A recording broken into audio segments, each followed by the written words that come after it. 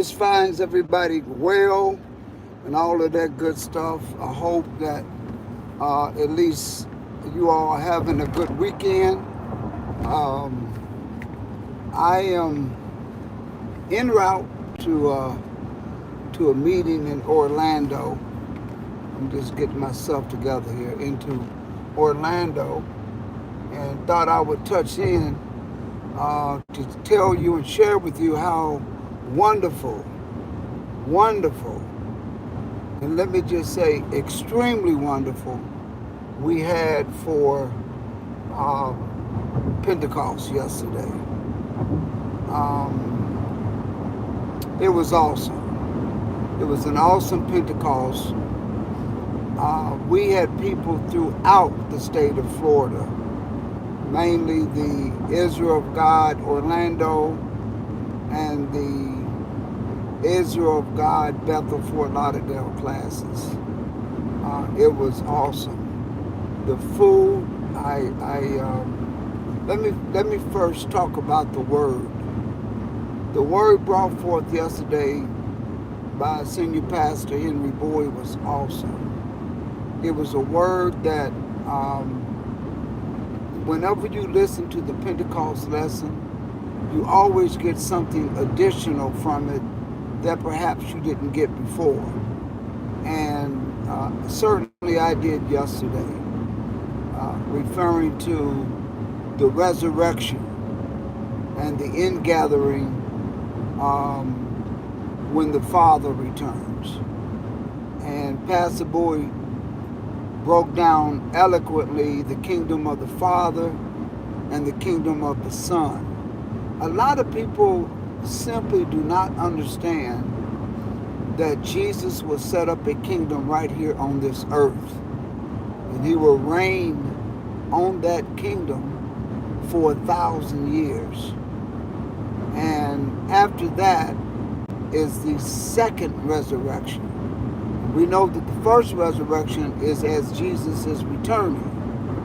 But the second resurrection, brothers and sisters, that would be it. That would be after the kingdom of Christ, and whose names are not found written in the Lamb's Book of Life.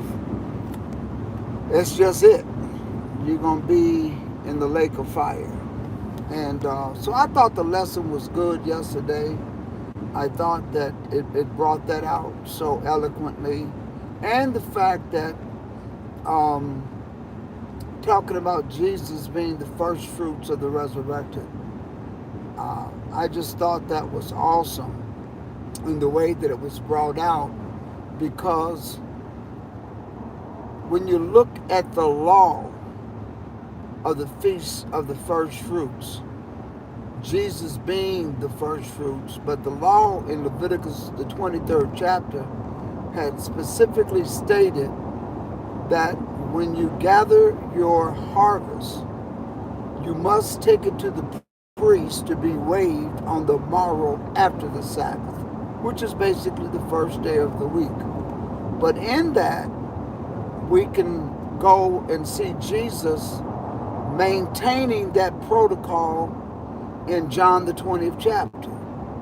When Mary went to go touch him, Jesus being our first fruits, she went to go touch him, but she couldn't, because he has to be waived and accepted by the Father, just like you would the harvest.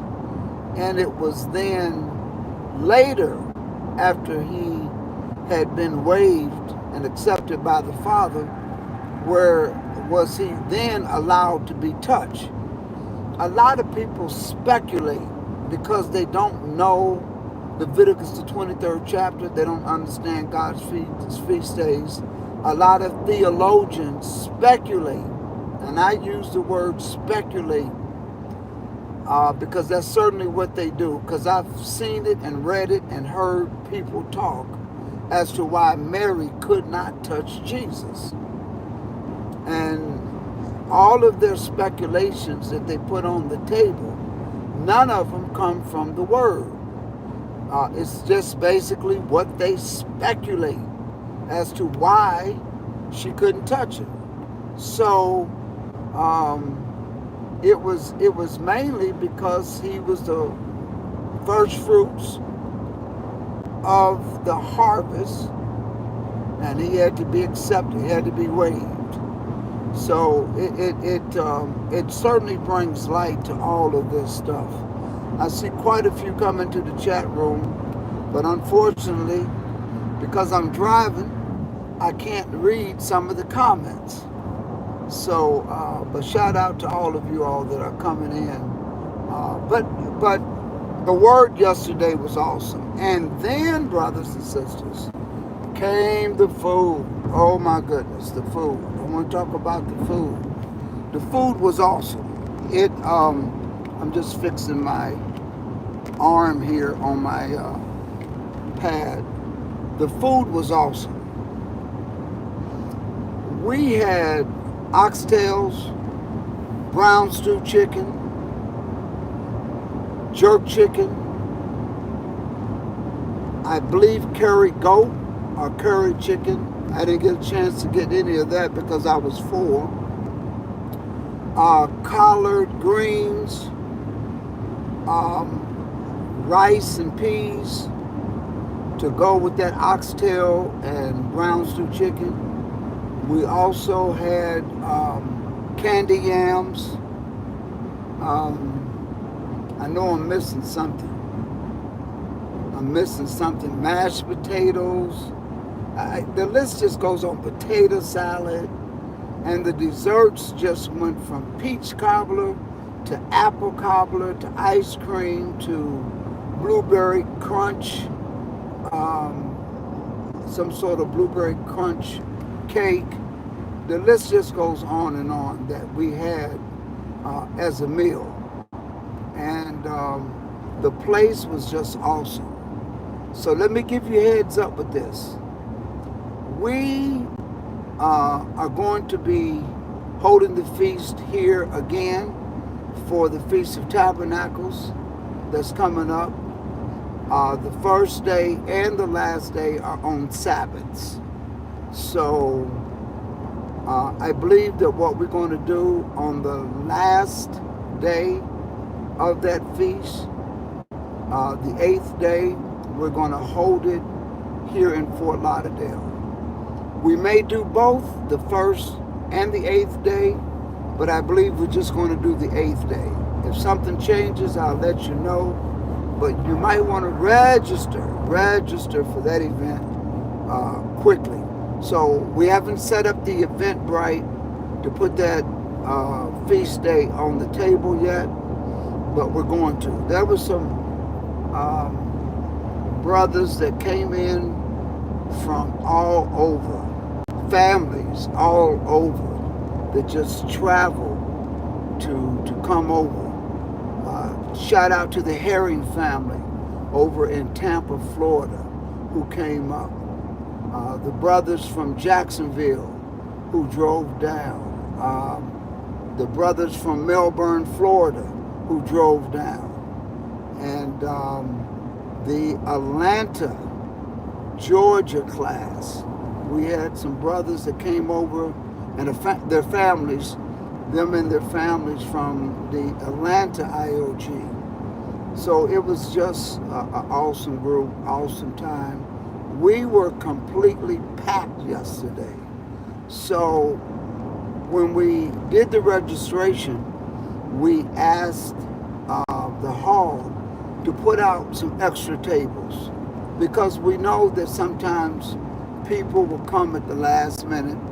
But let me tell you, even those that came at the last minute, it was enough, brothers and sisters. And when I tell you it was enough to fill up those tables, the spare tables that we had. So it was just like I said, it was just a good feast.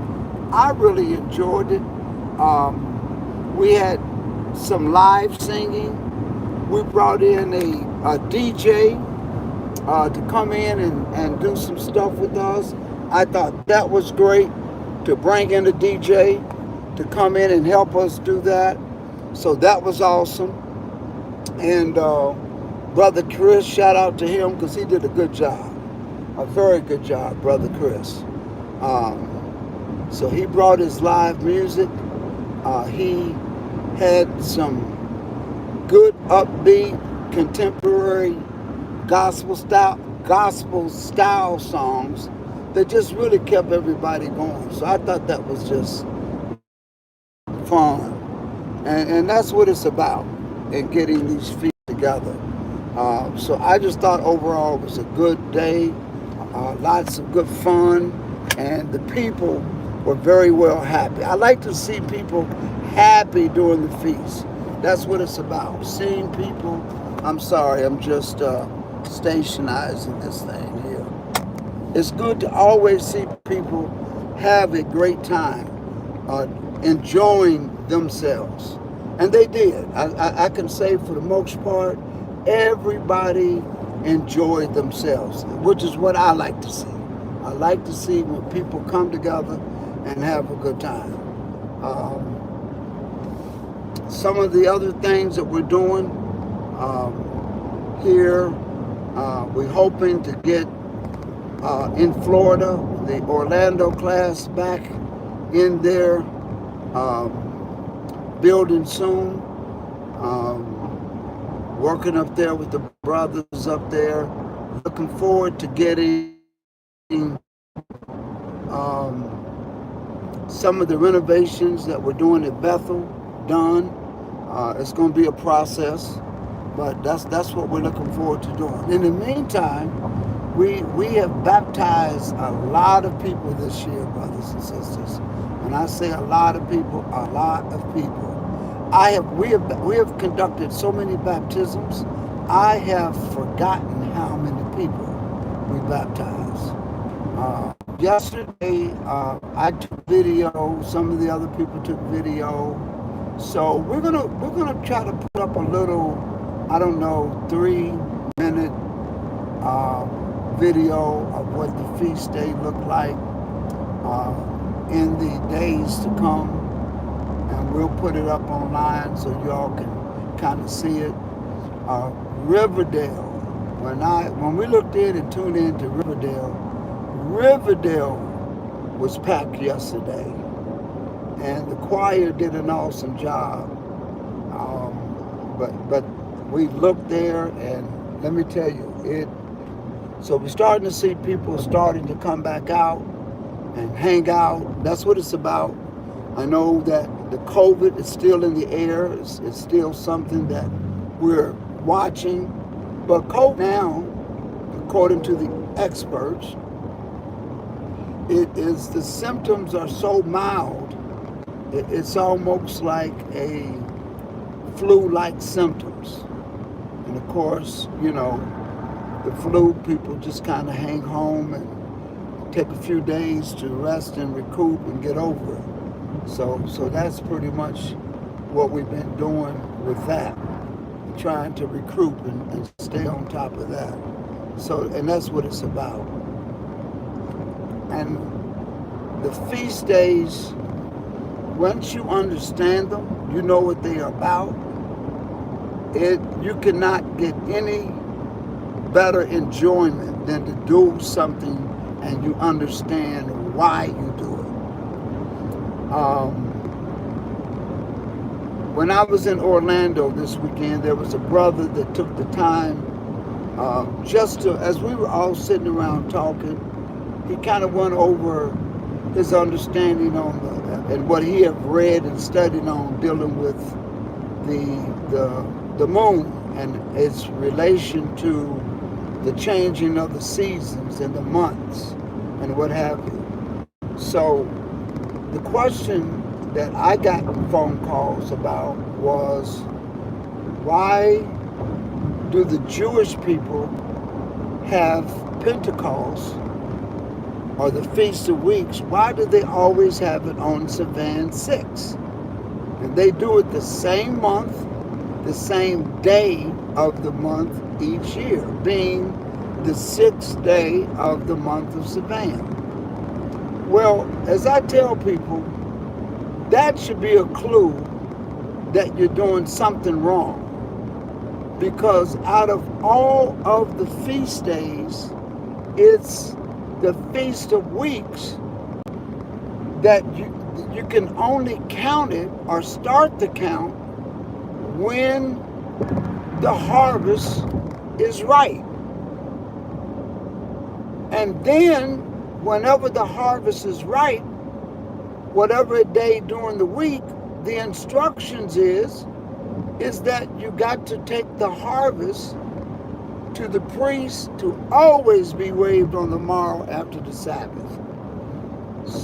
So one of the things I try to do is to find out why people do what they do in order to look at the error of things. So here's their error. Number one, when you don't accept or believe in Jesus, that's error number one. Because if you don't believe in Jesus, you certainly don't believe in the resurrection of Jesus. And if you don't believe in the resurrection of Jesus, then as the Apostle Paul said, you are like men most miserable. Your preaching is in vain, your teaching is in vain, because it's all about the resurrection.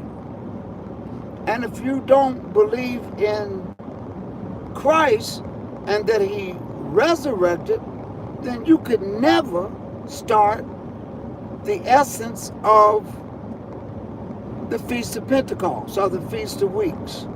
You can never do it. You will never get it. You'll never get the full understanding. So because they don't, here's what they read and here's what they do.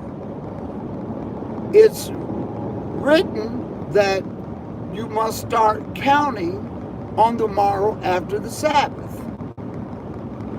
And the Sabbath that they start counting from is from the first day of the Feast of Unleavened Bread, which is the 15th day of Abib.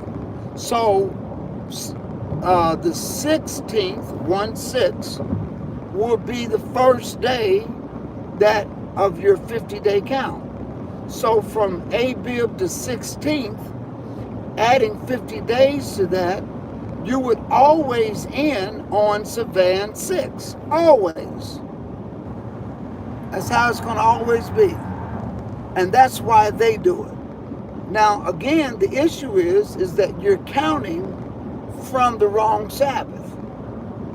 And we know that you could never count from Abib to 16th, because whatever day of the week the 14th is on, you must count 3 days and 3 nights from that date.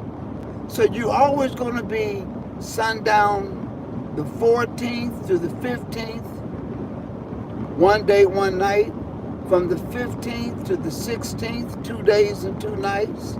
And from the 16th to the 17th is 3 days and 3 nights. The issue that they don't do is they don't wave the sheaf on the morrow after the weekly Sabbath. They're waving it on the morrow after the Feast of Unleavened Bread. And brothers and sisters, Jesus, being the first fruits, did not resurrect on the morrow after the Feast of Unleavened Bread. He resurrected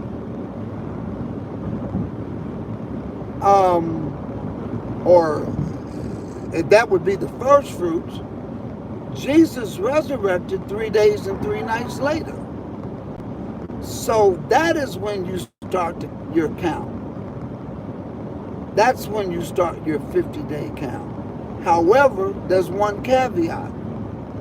If the third day falls on a Monday, because Passover, being a fixed date, could fall on any day of the week.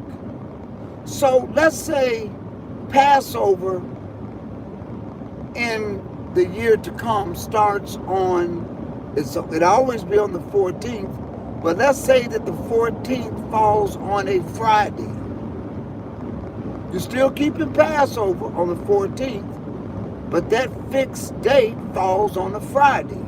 So you would have to go from sundown Friday to sundown Saturday, sundown Saturday to sundown Sunday, sundown Sunday to sundown Monday.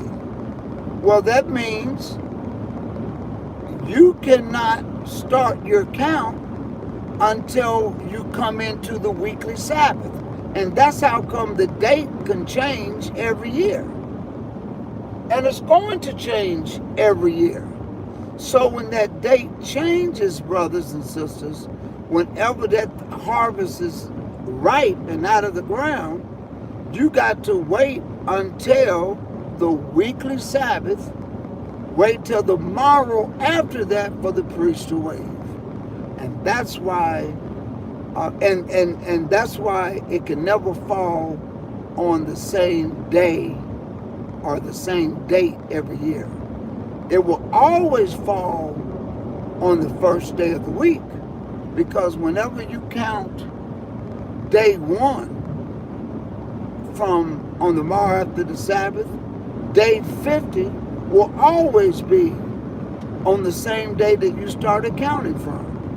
So if you started counting day one on the first day of the week, the 50th day will always be on the same day of the week that you started to count from. Check it out. You can do that. For instance, if day one was a Thursday, day 50 would be a Thursday. If day one was the weekly Sabbath, day 50 would always fall on a weekly Sabbath. But because we know that you can't count until the morrow after the Sabbath, we know that day one will always be on the first day of the week. Therefore, day 50 will always be on the first day of the week. These are things that we get, brothers and sisters, when we understand the word. And as Psalms 111 verse 10 says, a good understanding have all they that know and do his commandments. That's in three-quarters of a mile. Keep left to Florida's Turnpike. That's where you get your understanding from. That's my navigation in the background. So that's how that comes out. And it is that simple if you understand it. And it takes a while to understand it. In 1/2 mile, keep left to Florida's Turnpike. That's why sometimes we go over these things multiple times so that you can understand it and get it. Because it's not something you will get overnight. It's something that does take some time, brothers and sisters, to get. Keep left to Florida's Turnpike. I guess they think I'm going to miss my exit here. Continue 27 miles on Florida's Turnpike. So another good point to just take from Pentecost is the fact that in that lesson yesterday, there's some things that I noted. And I did another lesson that was in preparatory for Pentecost yesterday. I did a lesson in Orlando this weekend. And let me just make some notations here to give to you. In the book of Ezekiel, the angel gave to Ezekiel, the prophet, a roll, which was a book written on both sides. His job was to eat that roll, but when he would go speak on what he had ate, basically, which means on what he had written, he can only give that to the children of Israel. Take note of that. He could only give it to the children of Israel. No other instructions was it to give to anybody else, only to the children of Israel. Now take note, if the world wanted it, any other nation wanted it, they would simply have to sojourn as a stranger with Israel. That was the only way that they can get this. They must have sojourned with the children of Israel. But other than that, the prophet was told, take this to Israel. After you eat this roll, take it to Israel. And that's what Ezekiel did.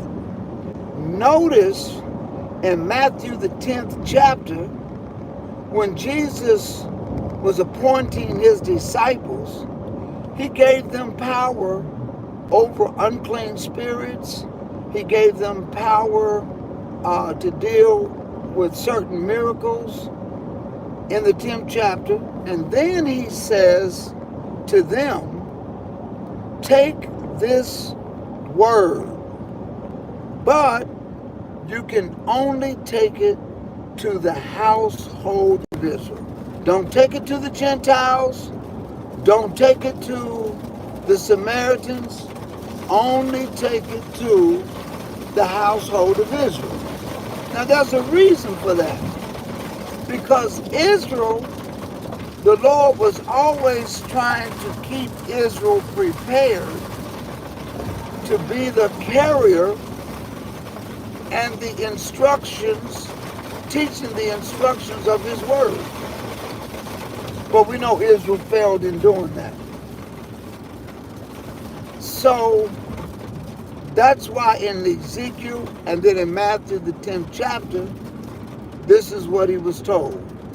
Joel the prophet comes and says that this word, he was going to pour out his word upon all flesh, being the Spirit upon all flesh. But that would be in the latter days. But when Jesus came, died, buried, and resurrected, that became the latter days that the prophets were talking about. So in Joel 28, we knew that this gospel, this word, was going to be taken to everybody else.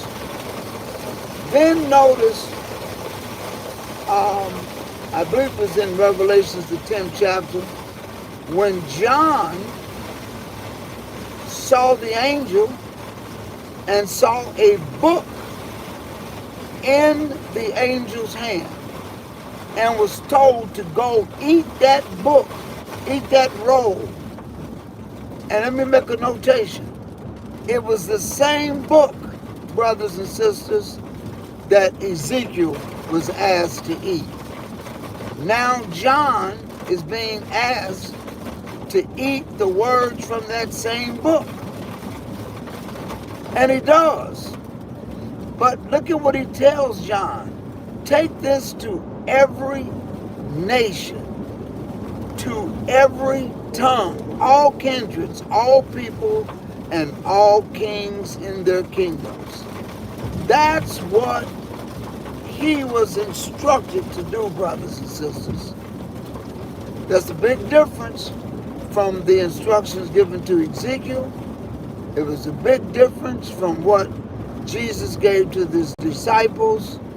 Now John is being asked to take this same book and go give it to the children of Israel, all the other nations, every kindred and every tongue. Let's take that to Acts the 2nd chapter. I don't know if anybody ever gotten this or not. But when you take note, these were Jews who were devout men coming from every nation. But I want you to look what they were given on that day of Pentecost through these tongues and what they heard. What they heard was the wonderful works of God. What they heard was the wonderful works of God. Let me say that again. What they heard was the wonderful works of God in the land of the language where they were born. And that's pretty deep right there. So here's the irony of the message. Take this gospel in the language where you were born, although you are Hebrews, take it back to the language that you were born in and give them this gospel. That was the instructions that they received on that day of Pentecost. We're good. Now take that across the entire world. Take it to every nation. Take it to every tongue. That's what he wants you to do. Take it. Take it. Take them the wonderful works of God. I see Sister Cheruda, Sister Linda Jones, Vickers, Pan Quinn. The rest of them I can't see, but it was able to shift, and I was able to see some additional. So that being said, brothers and sisters, look at what we were able to get just from this word. Just from this word on the day of Pentecost. They are now employed to take the wonderful works of God back home in the language where you were born. Now this word is going to be poured upon all flesh, all kindreds, all tongues, and all people. You give that to some of the street brothers on the corner, they don't understand that. They might know they may understand being Israel, but that's all that they understand. Because they don't simply understand that Israel is supposed to be a kingdom of peace, priests.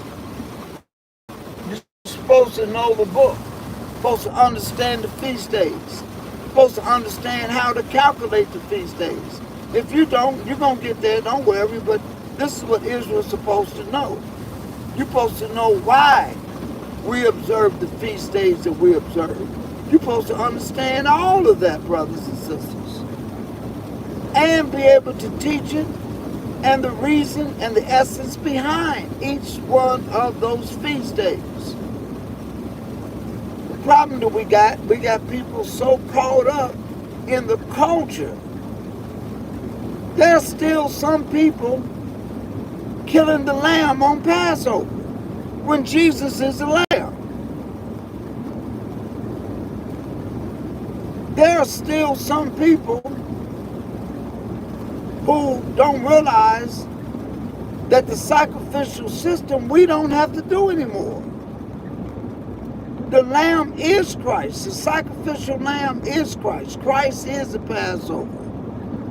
They don't understand that system was removed. They don't understand that fringes was removed. It was added because of sin. Go read it. Go read it over there where the man was picking up sticks. And the Lord said, I want you to do this so that you would remember. For brothers and sisters, now we don't have to have these physical items like fringes embroidered around the hem of our garments to remind us about the commandments. No, we do it because it's a part of our repertoire. It's a part of what we do. It's a part of what we believe. It's a part of what we keep and observe. And that is, brothers and sisters, those feast days. Again, as I'm traveling to Orlando, I'm glad I'm not on that side of the expressway because it is completely stopped. And I want to get up to Orlando, get checked in my hotel, and so I can watch the Boston Massacre tonight. Somebody said the Boston Massacre? That's the Boston Celtics, who's going to massacre the Miami Heat basketball team. I am a Miami Heat fan. However,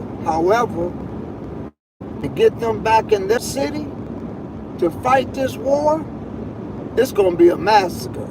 No ifs, ands, and buts about it. It's going to be a massacre in Boston, and the Heat is going to feel it. I don't think that psychologically they have what it takes.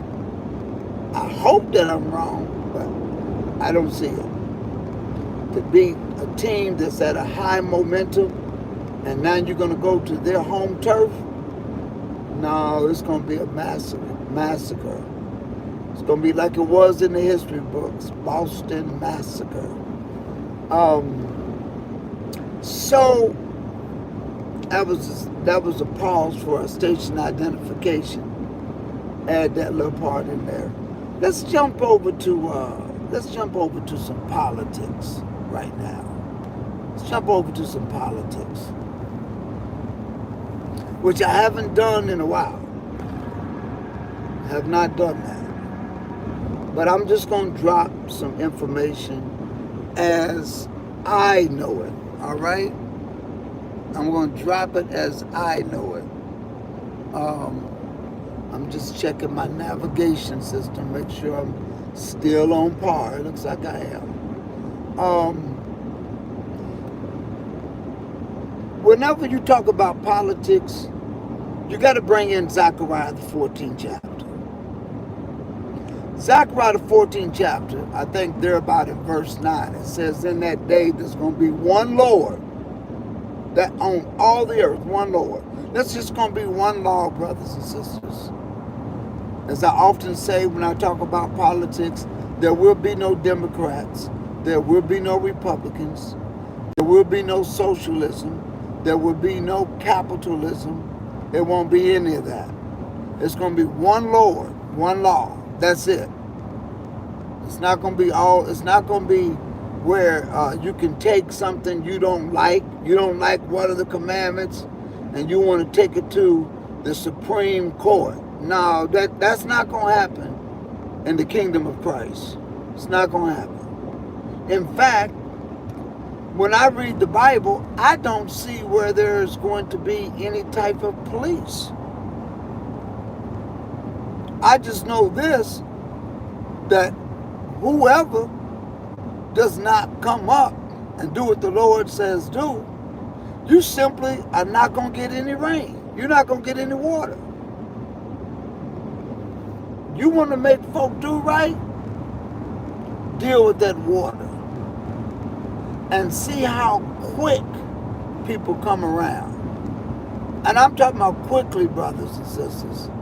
Quickly. Because in that water, there's going to be water that is done for healing the body. That water is going to be so nutriently high that along the river, you'll be able to see the fruit trees produce 12 times a year. All season, it's going to be producing fruit. And the leaves will be for the healing of the nations. So that's going to be awesome. But you will never get to partake in that if you're not doing what the Lord says do. We plan to be in that first resurrection where we can become a part of the spiritual family and those that will reign with Christ in his kingdom. That's our objective. That's what we're trying to do. And I think it's so important that we understand what our objective is so we don't get off track. Cannot get off track. This thing is getting so close, brothers and sisters, we cannot get off track. So we're looking at the turmoil or the controversy that's going on in Israel right now. And there is a controversy. I'm not going to get into what all of those controversies are, because we know what they are. But there's a controversy. And God's going to settle it when he returns. Nobody's going to be able to settle the controversy that's in Israel. Nobody. Only when the Lord returns, settle. That's it. Cut and dry. That's Bible. But you see so much happening because of the controversy that's going on in Israel. Dealing with the two-state system, being the Palestinian state and the Israel state. A lot going on. A lot going on. And I would tell you, it's not going to get any better. It's going to get worse as it continues to get worse. When you look at what's happening, it's continuously getting worse. But the Bible has it done that way. It tells us, because how can he handle something, deal with the controversy, if the controversy does not exist? So it does exist, and he's going to deal with it. So that's what we're looking for in terms of politics, what we talk about. And when we look at today's world, you got people who say, I'm this, I'm that, I'm a Republican, I'm a Democrat. I would tell you, brothers and sisters, that the Lord sets up kings, he takes down kings. He sets up rulers, he takes down rulers. That's basically no ruler in all the earth is operating without the Lord knowing what they're doing. None, anywhere. So if they raise up to become a crazy ruler, the Lord knows it. He's the one that set it up. That's all you can say. He set it up. Because I believe in the book. He sets up kings and kingdoms. He also takes them down. That is the rules of the way the Lord works.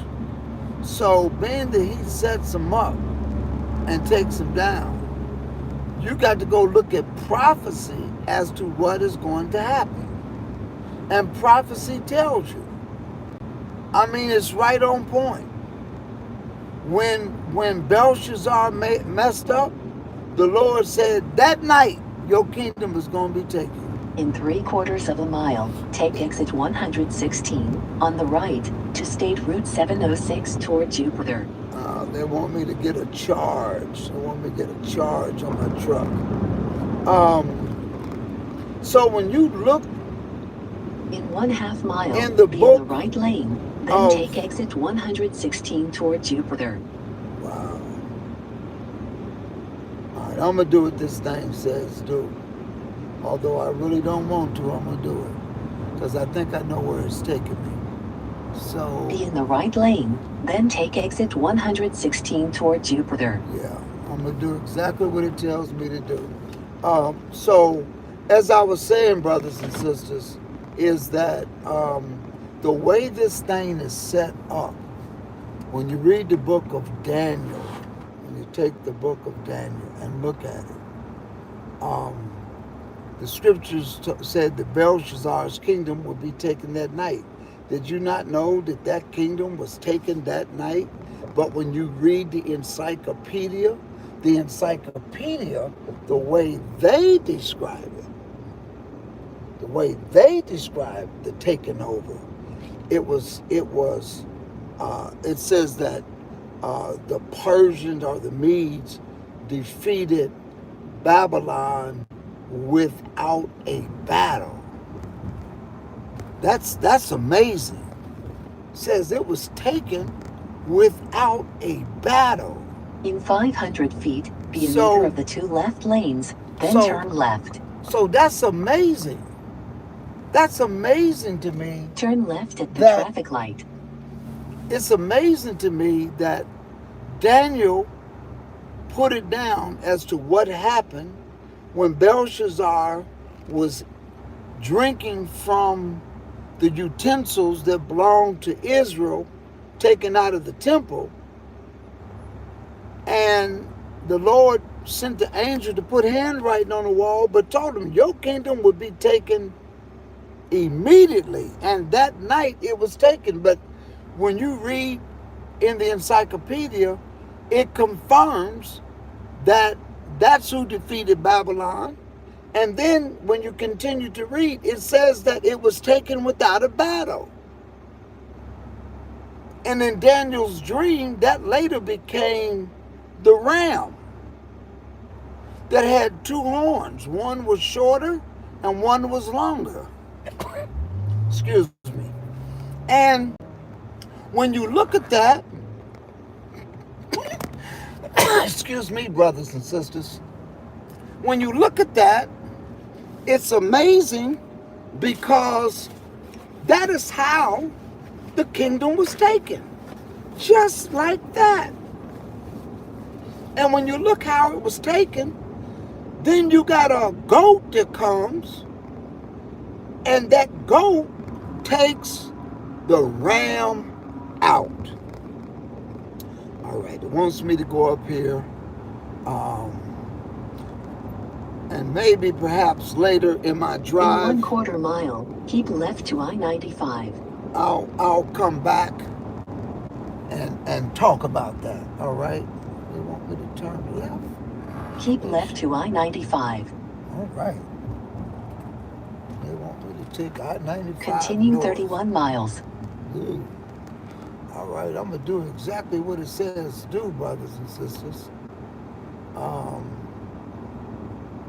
Some people say, you need a GPS in Florida? I don't, but I do when I'm driving my vehicle because I have to charge it. And it gives me little charging stations to go to so I can complete my destination. So I'll charge for about like 30 minutes, 20 to 30 minutes, and that'll get me enough to get me where I'm going at safely. I could have done it without it, but I didn't want to take the chance. So I always do this here. But it says I got a little more time left, so we're going to talk about that time. We're going to talk about what we're going to take our time and hit that other area. So what I wanted to hit was the ram and the goat. That goat being Alexander the Great. That's who it represented. The Greeks who took the Medes and the Persians out. I mean, took them out, brothers and sisters. Once you understand that, that was all politics. That was all political. So when you hear me say, I'm going to talk a little bit about politics, you got to come from a biblical perspective. Because things transpire. You might look at it as, or the world may look at it as politically. I'm going to look at the Bible, and I'm going to see how the Bible unfolds politically. Politically, it unfolds. And because people don't understand the Bible, they don't understand the politics behind certain transactions that we see occurring before our very eyes today. And there's a lot of politics going on. There was a lot of politics that made that goat upset, being Alexander the Great. Because his father was Philip over Macedonia. And the Persians took the father out, killed Philip. Not only did he kill Philip, there was other young men who had lost their fathers. They were all slaughtered and killed. So what does that mean? When you read about Alexander the Great, a lot of the young men around him studied under Aristotle. But because Alexander's father father, being Philip, was slaughtered by the Persians, it was Alexander who rallied up the troops and put them all together. He just went back to some of his old schoolmates and rallied them to go back and to avenge the death of their family, their fathers, and formulated them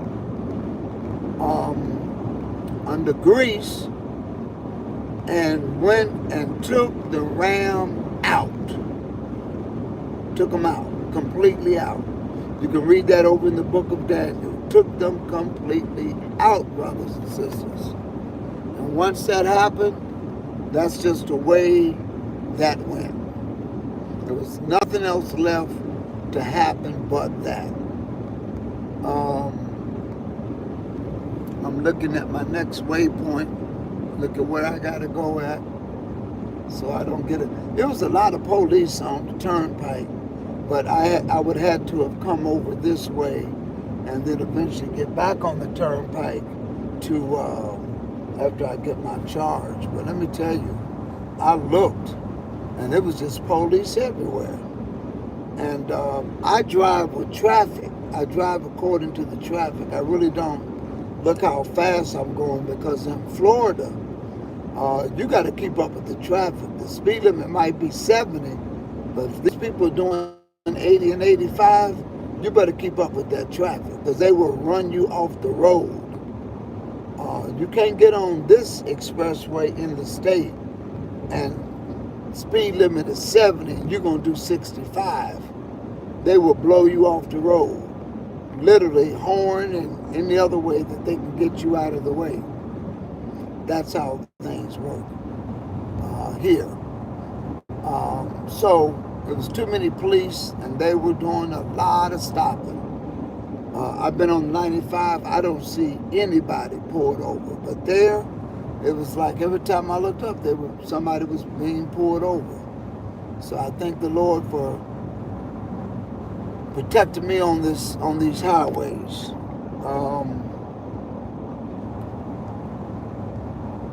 So, on the political note, there will be no peace in Israel. Israel is going to push Palestine back, take over a lot of territory. It's specifically territory that can give them as much land in Jerusalem as they possibly can.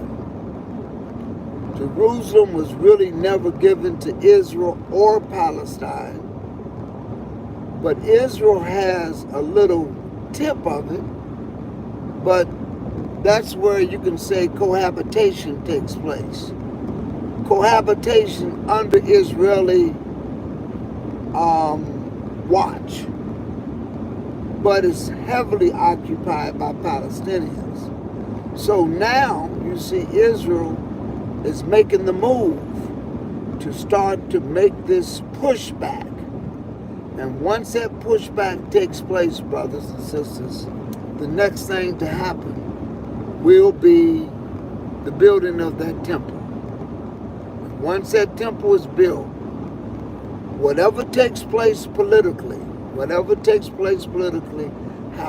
however it goes down politically, the Pope is going to be placed inside of that temple in Jerusalem to operate. And at that point in time,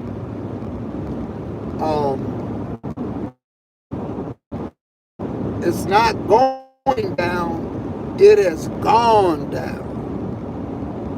Gone down in the sense that that is going to trigger a lot of stuff. It's going to trigger the start of the tribulation that's going to be right here for 3.5 years. You're not going to get raptured off. You're going to be right here during that tribulation. And if you expect to buy anything, you must take the mark of that beast in your head or in your or in your hand or in your forehead. And if you don't, it's going to be very terrible, very hard to do a lot of stuff. That's scriptures, brothers and sisters. But I hope to be in a place of safety according to the scriptures. So that's what we're looking out for, is for that. It's amazing. And I will share that with you on my last leg of this trip. After I get my charge, I'm going to come back online, and you might want to hit that notification bell, because I'm going to be talking about the 400 years. I'm going to be talking about the 400 years. So you wanna tune back into that, because I'm going to cover that whole subject, the whole topic of what happened back in 2017-18 when things didn't go down in 2019. We're going to talk about it because we have to. Because there are people who, because they don't understand politics and the Bible as to what is in sync to go down next, they thought that the 400 years was talking about America. But we're going to straighten it all out. We're going to straighten it all out, brothers and sisters, on my next leg after I get a charge on this here vehicle. All right? So stay tuned for that. You don't want to miss that. I'm going to kind of have to go deep in on it and kind of bring up some things that people said that was going to happen and how it was going to take place, but none of it fit prophecy. None of it. That's why it hasn't happened yet. So we're going to bring it up, and I'm going to sign out, but I will be back on my last leg after I get this charge. So we'll see you soon, brothers and sisters. I want to say peace and blessings to you. We'll talk soon.